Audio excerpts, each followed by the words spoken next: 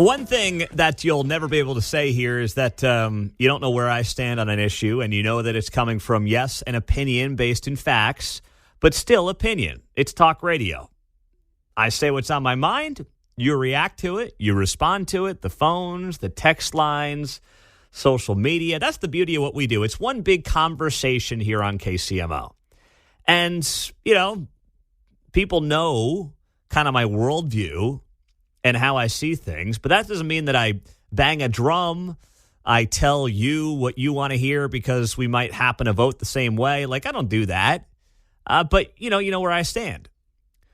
The worst of the worst in journalism is not those who maybe see the world differently than me. It's those who insist they're doing journalism and they're straight down the middle when they're anything but, when they're political creatures and political hacks. And this was an article that got the most attention yesterday of anything I saw. And it was written by Yuri Berliner, a veteran at NPR. And he basically blew the whistle on NPR, National Panhandler Radio. Of course, we got one here in town. Headline, I've been at NPR for 25 years. Here's how we lost America's trust. I'm not going to read the whole thing to you, but I do want to highlight some key points here. And I'm going to read the first couple of paragraphs and then get to some of the key points. Yuri Berliner writes here in part, you know the stereotype of the NPR listener, an EV driving, Wordle playing, tote bag carrying coastal elite. He forgot Prairie Village in there. It doesn't precisely describe me, but it's not far off. I'm Sarah Lawrence educated. That's a small school. I think it's in New Hampshire, one of those liberal arts schools. Was raised by a lesbian peace activist mother. I drive a Subaru, and Spotify says my listening habits are most similar to people in Berkeley. I fit the NPR mode. I'll cop to that. So when I got the job here 25 years ago, he writes, I never looked back. As a senior editor on the business desk, where news is always breaking, we've covered upheavals in the workplace, supermarket prices, social media, and AI. It's true, NPR has always had a liberal bent. But during most of my tenure here, an open-minded, curious culture prevailed. We were nerdy, but not knee-jerk activists or scolding. In recent years, however, that's changed. Today, those who listen to NPR or read its coverage online find something different. The distilled worldview of a very small segment of the U.S. population. If you're conservative, you'll read this and say, duh, it's always been that way. But it hasn't, he writes. He goes on the note, back in 2011, although NPR's audience tilted a bit left, it still bore a resemblance to America at large.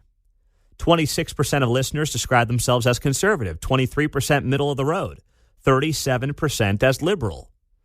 By 2023, the picture was different. 11% said they were very or somewhat conservative. 21% as middle of the road, 67% very or somewhat liberal. We weren't just losing conservatives, we were losing moderates and traditional liberals. He goes on to write here, an open-minded spirit no longer exists within NPR. And now, predictably, we don't have an audience that reflects America.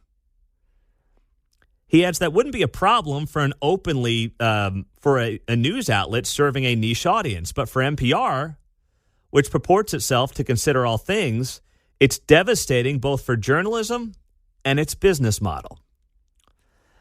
That is just the opening, and I'm not going to go through the whole thing, from Yuri Berliner, who blew the whistle yesterday in this explosive piece on NPR and how they lost America's trust. And he's right. You know, the biggest trolls I get on social media are people who work for National Panhandler Radio here in Kansas City.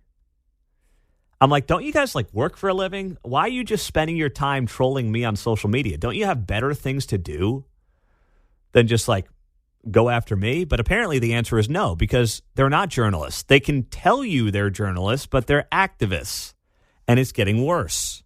And I don't mind somebody having different opinions. I mean, that's what makes the country great. That's what makes the world go round. But don't mask your activism. Don't mask your opinions under the guise of capital J journalism. I view myself as someone who just kind of comes on here and talks about what's going on in town and around the country and around the world. And, you think I'm wrong, you just call me up. That's the beauty of it, right? We have engaging conversations. But it's nothing more than that. I just happen to have a microphone in front of me. But for them, they just, oh my gosh, they bathe themselves in self-importance to the point of thinking that they truly are doing work that nobody else could ever do. And without them, what would happen to our communities, to our country, to our world? And it's funny because that's not how they're viewed anymore, other than by the people who already agree with basically what they're saying. And here's, I would say, one of the most explosive parts. There's two parts of this article that really stand out to me that I want to share as well. One part is this. Despite all the resources, Yuri Berliner writes, we've devoted to building up our news audience among Black and Hispanics, the numbers have barely budged.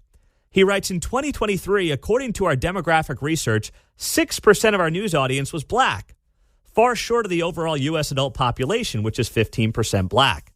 Hispanics were only 7% compared to the overall Hispanic adult population, around 19%.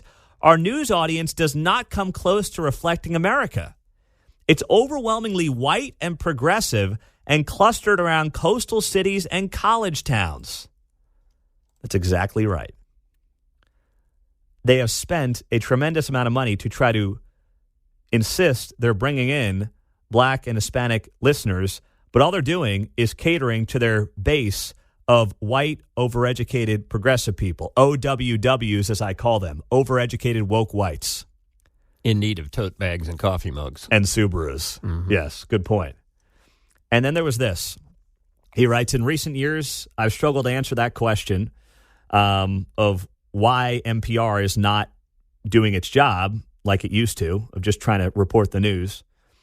And he said, in recent years, concerned by the lack of viewpoint diversity, I looked at voter registration for our newsroom.